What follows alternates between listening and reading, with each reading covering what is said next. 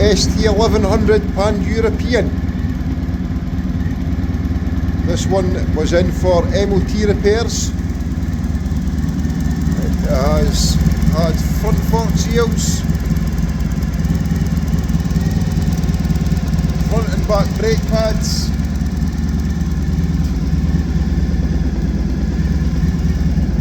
the left hand front indicator wasn't working,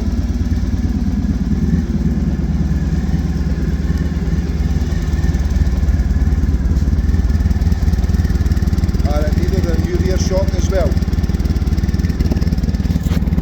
Also new rear pads on the rear as well, so rear brake pads, rear shock,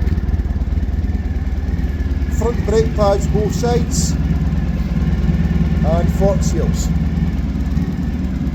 and indicator. Another one done and dusted, ready to be collected by the customer. Happy days, job's a good one.